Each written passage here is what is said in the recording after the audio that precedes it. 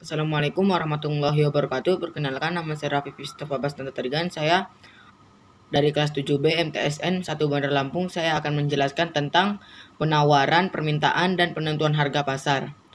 Penawaran adalah jumlah barang yang ditawarkan pada tingkat harga tertentu. Hubungan antara harga dan barang yang ditawarkan dapat digambarkan dalam bentuk skala atau tabel atau kurva. Hukum penawaran: makin tinggi harga suatu barang, makin banyak jumlah tersebut yang ditawarkan oleh penjual, produsen, dan sebaliknya.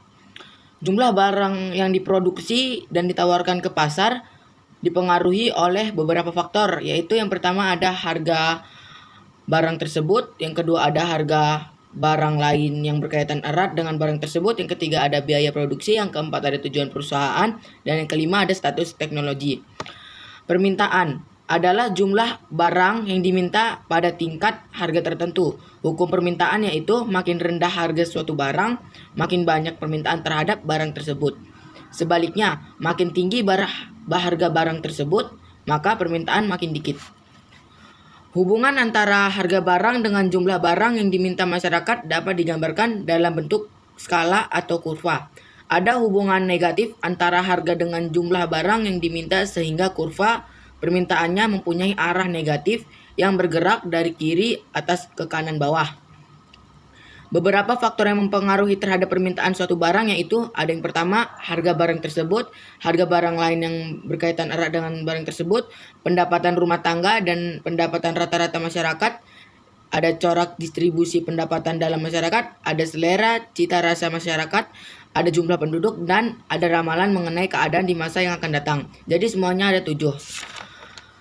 Penentuan harga dan jumlah barang yang diperjualbelikan. Ada harga barang dan jumlah barang yang diperjualbelikan ditentukan oleh kekuatan permintaan dan penawaran.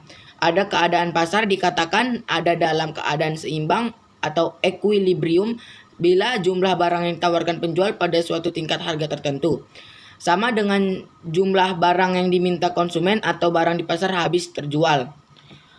Gerakan sepanjang kurva, movements along curves, dan pergeseran kurva, shift in curves, di permintaan dan penawaran. Tingkat keseimbangan harga khususnya harga komoditas peternakan atau pertanian di pasar relatif sulit dipertahankan dalam jangka waktu lama.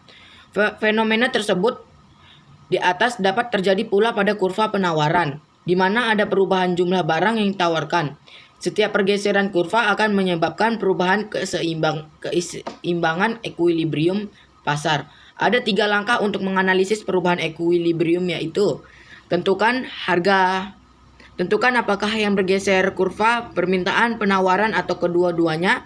Tentukan arah pergeseran kurva, apakah ke kiri atau ke kanan, permintaan atau penawaran berkurang atau bertambah. Gunakanlah diagram permintaan dan penawaran untuk mengetahui bagaimana pengaruh pergeseran terhadap equilibrium. Yang ada tema lagi namanya elastisitas permintaan dan penawaran.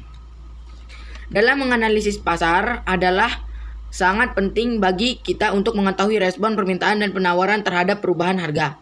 Karena hal ini akan sangat berpengaruh terhadap kebijakan pemerintah atau pengambilan keputusan pedagang.